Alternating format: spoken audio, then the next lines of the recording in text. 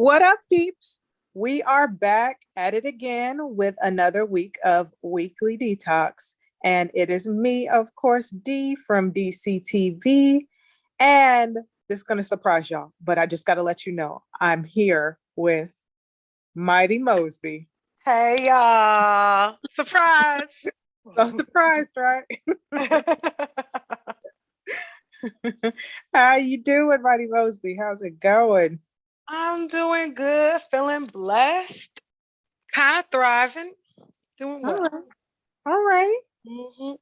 All good things, all good things. And I hope everyone out there is doing the same, feeling rested, thriving, surviving, having good times. So we're gonna break down quite a few things today. A lot of things been going on in this past week. We got some movie TV info. We got some mess because we always do, and we're gonna give it our thoughts on all of it. I'm here for it. Are you ready to get this started? Let's go.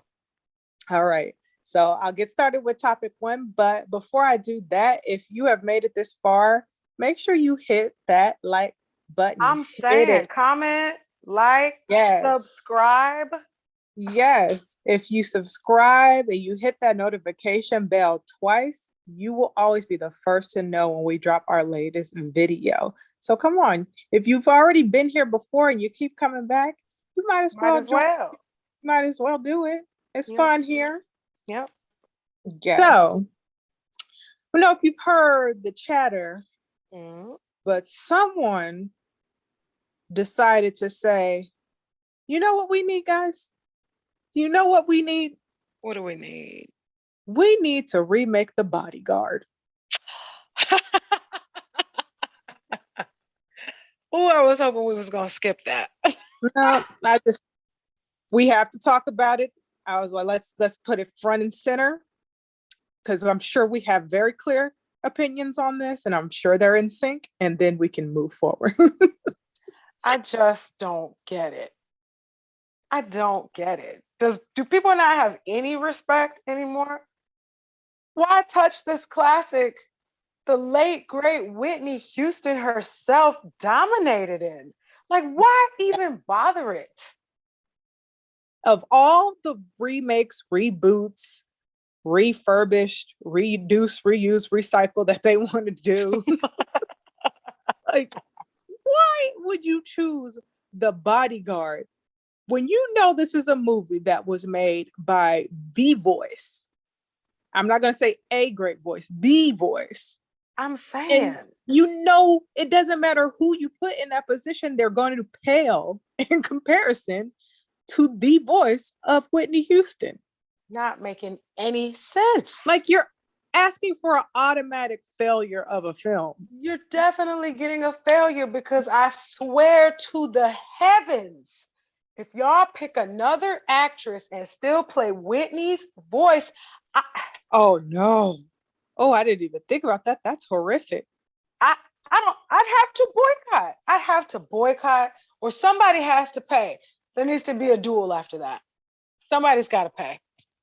I don't even know. As cynical as these movie companies are, I don't think that they have that much audacity to put somebody on top of Whitney's voice. They're remaking the movie. They got some audacity. We would riot. Absolutely. Like, this is absurd. I just don't understand this one at all. Like, none of it makes sense. There is no voice that's going to top her. That movie, there's no one else that could play those roles. That was really the product of the moment and the time that it needed to be. I'm telling you. And it's a classic. That is a classic film. You're never going to hear those songs or look at that story and think something other than Whitney and Kevin Costner. Like, you're just not. And both of them were so hot at that point. They were in like peak points in their careers. You can't get that magic again. You're not going to get that magic again. No, that was lightning in a bottle. It really was. That's exactly what it was. Lightning in a bottle. And here you guys are trying to spit in the face of greatness. Just terrible. Shame on you, Hollywood.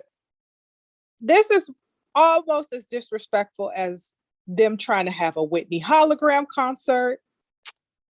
Almost as disrespectful of these unapproved biopics that they've done of Whitney.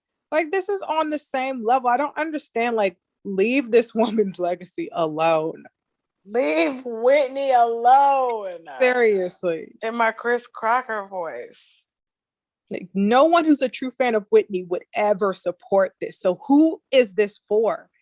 The kids of today don't know what the Bodyguard is. I doubt it. They might know the soundtrack at most. Listen to me, Black community. We must once again come together, join forces. We did the Nina Simone movie. We can do it to this one.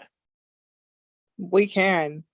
But that one actually went to fruition. Nobody saw it, but the movie was made. I think we need to have even a bigger force and not even let this occur. Make it so, everyone. Stop it in its tracks. Come on, grassroots. Get on it, Black Twitter. Yeah, do not start mentioning some underwhelming pop star of today that you think could be the role, because no one can. I don't care who you mention. I don't care how much they're your fave. No one can fill that position, period. Incorrect. They don't have the singing and acting chops that Whitney Houston had. Just stop it. Stop it. It's a non-starter. It is. Non-starter, guys. I hope this, and if you all didn't watch last week's episode, check it out. We talked about the Terrible Activist show and how that was canceled. And I hope that this week we can keep that energy going and just stop this in its tracks. Yep. I'll be headed to Twitter after this for sure.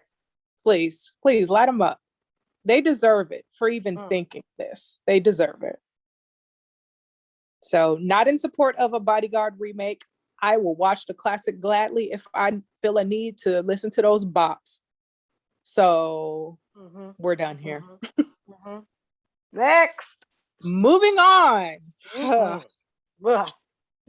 So, Universal still scraping through the barrels of yesteryear. Had the latest scraped up a Super Mario animated movie starring Chris Pratt as Super Mario and Charlie Day, as in It's Always Sunny Charlie, as Luigi. It's Always Sunny Charlie. I mean, that's how we know him. I saw that making the rounds on Facebook. That's where I saw it first. And I said to myself, you know what, self? Just leave it. Just don't even look at it. Just skate on by. You knew it was just going to ruin your day. That's when I just saw Chris Pratt's name on it. I was like, oop, skate. I just tried to skate on around. I was like, not going to let my day start off this bad. Then I went to Twitter. And that's when I saw Charlie as Luigi, that little blondie chick. Oh my gosh. I'm thinking of, I didn't even look at the rest of the cast. I don't know. I want to know who Princess Peach is. I didn't even look at none of that. I was stuck at the two mains. Seth Rogen is in it. I think he's playing Bowser. Oh my gosh. I think that's what I read. I tried to black it out. As you can see, I already tried to black it out. But I'm pretty sure Seth Rogen is playing Bowser. Yeah. What do you think about Chris Pratt as Super Mario and Charlie Day as Luigi? We already have Lego Man. No more Chris Pratt. Get it out of here. What's going on? There is. I could not remember. I was like, didn't he already do some animated toy or video game thing? We already have Lego Man. It's just gonna be the same exact thing. Oh gosh. I feel like I have to go back and watch the Super Mario's Brother movie from the 90s as some kind of punishment for this existing. As if that movie isn't punishment enough. I feel like I gotta go watch that one to cleanse my mind of this new horror. Yeah. I don't get this casting choice. Like, if you're gonna say that Chris Pratt and Charlie Day are gonna be doing those ridiculous Italian voices, I don't like it at all. Oof. Why would you choose these two random white men? Oof. So I don't like that. But on the other end, if you're just going to have them talking like themselves, then what? We're not going to be feeling like this is Mario and Luigi. It's just going to be Charlie Day and Chris Pratt. It's just going to be the Lego animated Man. movie. Charlie Day was also in Lego Man, by the way. Oh it's just going to be Lego Man, guys. I'm telling you. Erg. Because if you have Chris Pratt's extra pasty self say it's a me, I'm gonna be just I'm cut gonna it off. Just cut the cameras. You guys can't see me, but I'm making a fist. I'm making a fist. Like, it just, I don't get this at all. This is the weirdest casting. Even if it's just voice casting, this does not make sense, first of all. This does not make sense, ladies and gentlemen. No. This does not make sense. This is not. It's not. But like, second of all, how many times do y'all have to stub your toe in the same way? Every time they try to remake these video games into movies, they're a catastrophe. Yes. And I'm just like, they make just enough money for them to say it's worth it and there's a sequel. Like that Sonic the Hedgehog movie. Who watched that movie? But it's getting a sequel. I don't even think that Sonic really counts, because the only reason that people did turn up is because like they fixed that terrible animation of That's Sonic. Right. And so people were curious. They bullied them into doing it right. And I appreciated that. And I appreciated that effort. But Jim Carrey is Robotnik. Come on.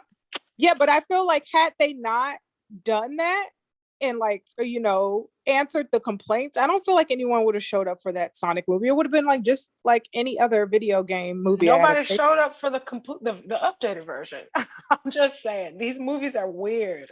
They pick weird people to speak for them. At least I don't know. This one's animated, so at least when they're animated, they tend to turn out a little better. But I'm not too optimistic about it. I'm not optimistic at all. This just seems like the weirdest casting. It's another video game movie. They haven't been successful. I don't know why they keep digging in this well, like a video game. I don't get it. Like, there's so many other things that you all pull from. I mean, we just talked about the Bodyguard, so you can pull from any other movie or cartoon property. Why video games when they just clearly don't translate? Really weird. They just keep trying. Yeah. It's just not working, guys. Hollywood is really creatively bankrupt. They really are. I really, really, really wish that they would just start accepting some of these talented writers with these amazing scripts and start making real movies again. There's so many talented writers out there trying to break through. And then we're to blame for the movie and theater industry going down because we don't show up for this crap. The audience is to blame for that, not them, not the machine. Like, give me a break. It's got to be somebody's fault that their money grab didn't work. It was a money grab. It flopped like it deserved to. Whatever. I'm not too optimistic for the Mario movie, gang. At all. I have no interest in this. None. Pass. It's gonna be a pass.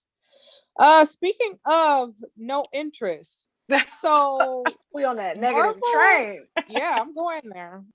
Marvel The Eternals is coming up right around the corner. They literally did their final trailer last week.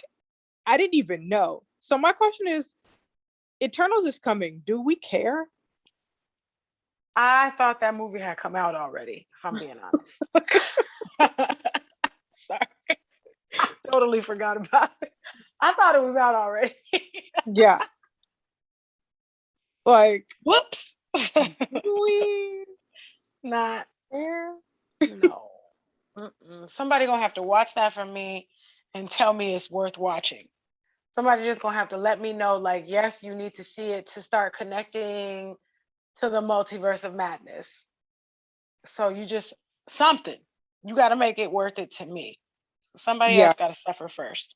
because everything up to this point is not exciting me. And I feel like even if they are connected to the multiverse, again, do we care? I'm making a tiny space with my fingers, guys. Like I care about that much. But so far, I've watched all the content eventually. It took me a while to watch Black Widow, but I got there. Mm-hmm. So far, I have watched all the content connecting the dots because I'm still waiting for X-Men. So I'm like, leave me the breadcrumbs to let me know how you're getting us to X-Men because I know they're coming. They gotta be. Everyone's clamoring for them. So if we're opening up multiverses, maybe we get an X-Men. Fantastic Four, Silver Surfer. It might lead to the movies I actually want to see. So you're not interested in the Eternals. You're just interested by proxy of X-Men or Fantastic Four. Yes, getting to the So, getting to the so you're stories that not matter. interested. I'm interested in getting to the stories that matter. Yeah. Like, yeah, this isn't pulling me in. I agree with a lot of the people that once they did Endgame, that kind of like sealed a lot in terms of characters for me in general. And so now this movie is going to come out. What are the Eternals are what, like 5 to 7 people? It was several people. It looked like more than that. I couldn't quite tell. Again, I watched half the first trailer. Yeah. And I haven't watched any. I've just looked at like images, but Yeah. like it's like about 5 to 7 people. I like that it's like a diverse cast. That's cool. But you're supposed to have 2.5 hours to be invested in 7 people who we don't know anything about, and we're supposed to care enough to like want them to be a big part of the rest of the MCU. I don't see it. That's one of Marvel's pitfalls for me. They like to shove too many characters on camera at once. Too many characters on camera at once. And then they got to give you a little bit of each of them so that you know who the hell they are. People make fun of DC for putting too much in their movies at once, but Marvel is notorious for too many characters at once. But I will say, up to the point we are at Marvel, at least like they backdoor characters. So like it would have made sense if one of these Eternals maybe had popped up somewhere along this timeline in a previous film, but like they don't have any connection to anything we've seen. And then we're just supposed to care about all these people. It's kind of how they introduced, it's like the same vibe I had when they introduced the Guardians of the Galaxy. They were like a group I had never heard of. I had not heard of them, and I was like, who the heck is that? Like, we knew that we were building up the Avengers, but then I felt like they shoehorned in the Guardians of the Galaxy. Eventually, we needed them for Endgame, but at the time, I couldn't see it. So I'm hoping maybe it's something like that. Maybe. Like, and that could be I don't know who the director is, but maybe they're going to have a creative way of like introducing these characters and we get to see them interact in interesting ways. However, I feel like the difference with Guardians of the Galaxy is that like, yeah, they were like comic super characters, but they weren't like omniscient. Like their powers had very tangible limitations, and I feel like they're selling these eternal people like they're just these all-powerful beings. So I don't feel like you're gonna feel that grounded like humanness that you got from the different characters of Guardians. I feel like they're just like a whole nother presence, and I'm supposed to care about 7 huge presences like at once. I don't know. And it seems like they got a lot of baggage. Well, it seems like there's a lot, and they've been on Earth for what, thousands of years? Is that what it is? Allegedly, something like that. And they just been watching all of humanity from Sprout to whatever we are now. Huh. Yeah. Like, this is my prediction of the Eternals. I've not seen any trailers. I feel like it's going to be 2 hours of them explaining where the heck these people have been all this time. Just exposition dump, a lot of telling, not showing. And then in that last half hour, there's going to be a Marvel-esque third act fight, and then it's going to be something multiverse, the end. Yeah. That is my prediction of this movie. Who do you think their baddie will be? You think it's going to be Kang? You think it's going to be think it's going to be them leading to, like, you know, the way they would reveal Thanos at the end of all those Marvel movies for all that time? Is it going to be a Kang reveal again? I don't know. With like the pushback on the premiere of this movie, it just makes me feel like they're not confident of the product. So it makes me believe that they probably don't have like the big main really having anything to do with this particular Marvel characters. They might have a side, second level, third tier villain, but I don't think they're going to have a big role in like the grand scheme of things. I think they're just tell their story. Okay, let's shift back to Doctor Strange and Spider-Man. I really think that's how they're going to do. Makes sense. I can see that. I can definitely see that. So it's just like, why we are really not feeling Hollywood right now. I mean, they're just disappointed. It easy on us. I mean, what are we supposed to do with this? Giving us no choice.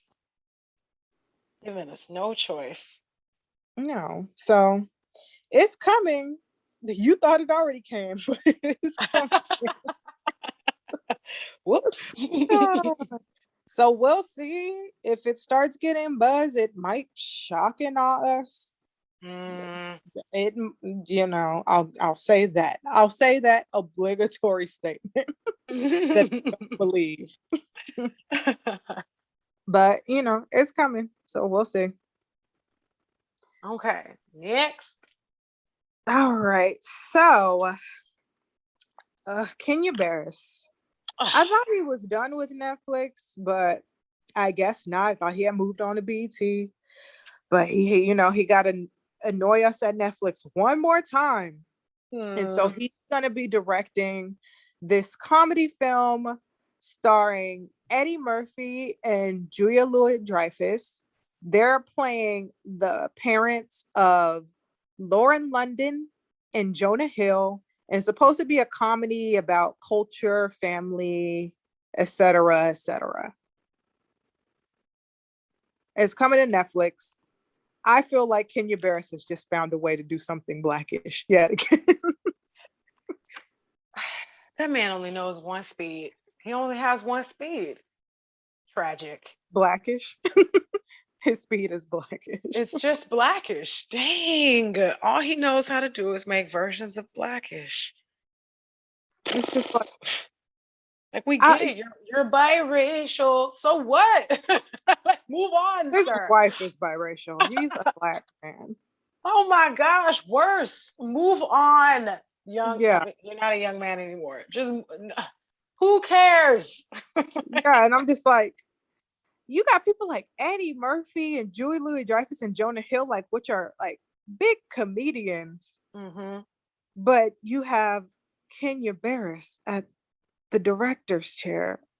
And that's when I'm just like, I'm gonna tap out. I'm gonna tap out. I'm gonna tap out. Somebody gonna have to tell me that that's worth watching, because you can't convince me right now. Yeah. Somebody gonna have to watch that and tell me. I don't trust him at the helm of it. Like, he is so one note. Ugh. And you can add in a white person into the story, but I feel like it's going to follow the same-ish formula with the same-ish, funny-ish jokes that he always does. Black people do this. White people do that. Like, he's still on that. And on a side note, like, I don't mean to sound this in a hater way, but it may come out that way, whatever. Like, why do we keep trying to make Lauren London a thing? Oh my gosh. I didn't want to say it, but I'm just like, she's still getting acting roles? Like, what is going? She's not that talented. Like, I don't know. I've never understood it. I don't get it either. But she's also kind of one note. She keeps playing kind of the same role too. She But also has people speak her up like she really is like that really hyper. acting girl. I I'm I like, don't get it either. like based on what has she ATL? become? ATL? That's it? I cannot remember another Lauren London movie. I'm serious. The only one I saw recently was that Michael B. Jordan action movie where she had like a very small role. She played his wife. It was it could have been anyone, essentially. Any ethnicity of a woman could have literally been in that role and it wouldn't have mattered. That's how insignificant it was. But I do remember, like, back when that movie was releasing, he was like talking it up like, I knew Lauren had to be in this role. Like, she just brought so much. And I'm like, why? Y'all don't have to say this. Am I watching something different? I just don't get Lauren London. It's like this leading lady. I'm with you. She plays the pretty girl. What else about her character? The pretty girl. I mean, socially, they consider her the pretty girl. You know, it is what it is. Okay, then. But like, I'm not gonna talk about nobody's looks. What about her characters did she just like show such range? All she plays is the pretty girl that someone's chasing after. Every time. That's her personality. Every time. The pretty girl. The kind of pretty girl. No, stop it. She's cute. She just kind of, her head shape is funny because her cheeks are really big. I just think she's very standard looking. You know, I couldn't necessarily make her out in the lineup, but they say that she, you hear all the rappers. They do say that she is a favorite. And stuff, yep, so. she has made it into several verses. So yeah, somebody like it. Yeah, I just don't get it. But she's gonna be the star. So I was like, all these pieces, especially the Kenya Barris piece of it, makes me not look forward to this, which sucks because I would like to see what other projects Eddie Murphy wants to take on, because like now he's coming back, he's taking on some interesting roles. I would like to see what he's gonna do next, but this one, I don't know. I'm okay. Yeah. Dang, yet another pass. I know. Bummer. Such disappointment in movie land. I don't know what is going on. Pretty rough. Yeah, that's all right. I'm still keeping my hope out for Dune. Dune is where my hope resides. I really hope it does not disappoint. We do have Dune. That is true. That's I think the last bit of my hope for 2021 movies is riding on Dune. Yeah. I can agree if that one sucks, I'm just like, oh, just forget it. For us. What's the point?